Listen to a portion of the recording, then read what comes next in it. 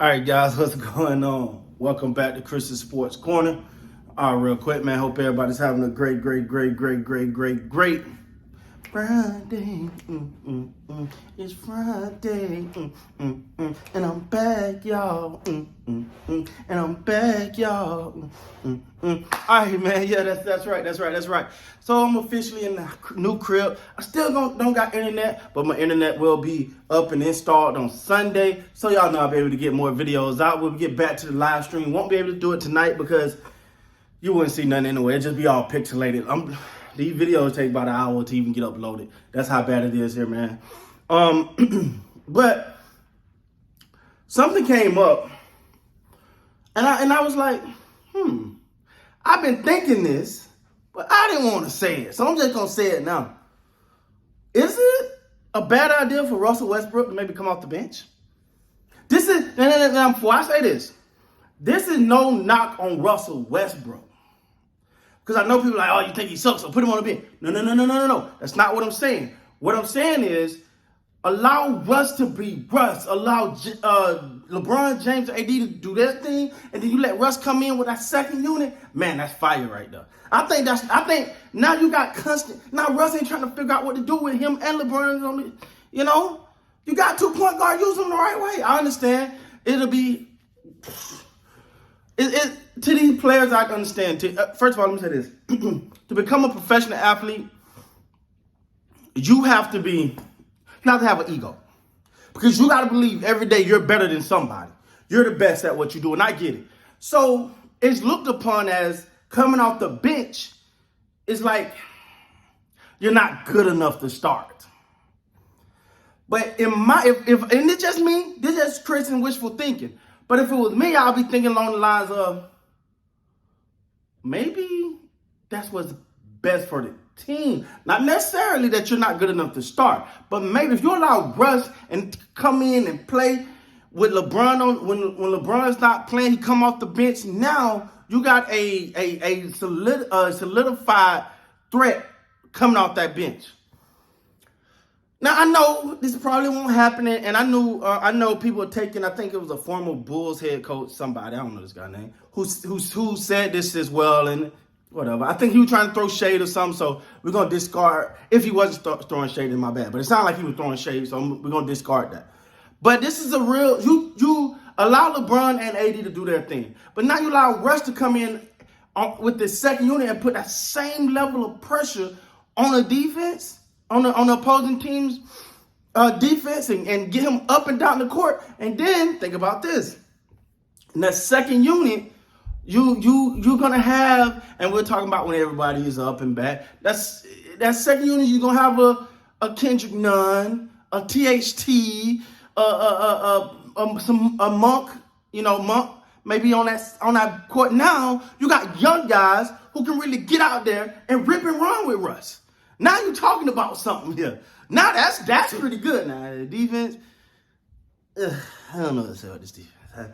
But okay, we think for some solutions, a way that both that both units can be a threat. Because we see something's not clicking here. Now, would I love for this whole thing to work and Russ and LeBron and AD and his all-star? That's great. But there got to be a change at some point. Daddy? Yes. I'm all clean now. Good job, baby. I like your hair. Sorry about that. But so when you look at this thing, I think that can actually be a pretty good idea. Now, I know it won't happen because this is the thing, and this is something I do think Frank Vogel struggled with. He struggled with this attempt to make stars happy, superstars. Present or past tense. When you look at, for example, Montrezl Harrell last year. You look at Montrezl Harrell, and I thought every time he was on that floor, 90% of the time he was productive, he was getting points, but he wasn't a superstar. So him and Frank Vogel, he kind of fell out of rotation and stuff like that, which didn't make no sense. But because he wasn't a superstar, Frank felt like, I can play him, not play him. But you take a player like, first of all, it's going to be hard to approach Russ with this because you got to, honestly, in my opinion, this is not facts, this is just my opinion. But I do think you need like a a Phil Jackson level of cachet to go to Russ and be like, hey, man, yeah, buddy, we're going to need you to come off the bench. Because you remember, they did that with Lamar Odom, and it was one of the best things the Lakers did with Lamar. And he was a bona fide starter in this league. But he was literally being told, hey, you got to come off the bench. That's what's best for the team. And he did it, and he won 6th Man of the Year. You look at Lou Williams, multiple times 6th Man of the Year, right? Came off the bench. But it's a legitimate starter in this league, especially in his prime. Lou Williams can score with the best of them, but he came off the bench because that was a role he was comfortable with. And not only that, but he was great in that role. So, do I think that'll be a good fit? Yeah, I think let Russell Westbrook come off the bench. You got AD, you got LeBron.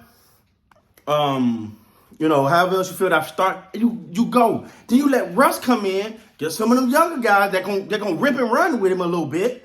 Now you got something else going. Now you got more pressure on, and then Russ going against the other team's second unit. I like my chances. In that scenario, right?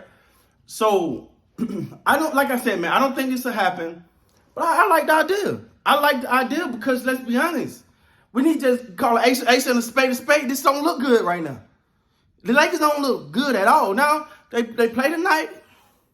Hopefully they can get something going. Look better. I think it's Cleveland tonight. So if LeBron plays, he don't want to get done up in Cleveland. That'll be a horror story. So I don't think he'll let that happen tonight. But regardless, man, the Lakers are not looking good. Sometimes they look entitled because they wear a Lakers jersey and what your name is on the back of that jersey. Listen, these NBA teams don't care. And sometimes I feel like the Lakers need to put that extra effort in. Sometimes I feel like they're lethargic. Sometimes I see that, for example, you see a loose ball on the court instead of dead sprint, you see, all right, he got it. Come on, all right, let's play defense. No. If you ain't putting 110% out there, because, and I get this whole, hey, man, LeBron, man, Carmelo, and the guys are old, man. They older. They ain't finna be getting down there like that. Then you don't even been in the game.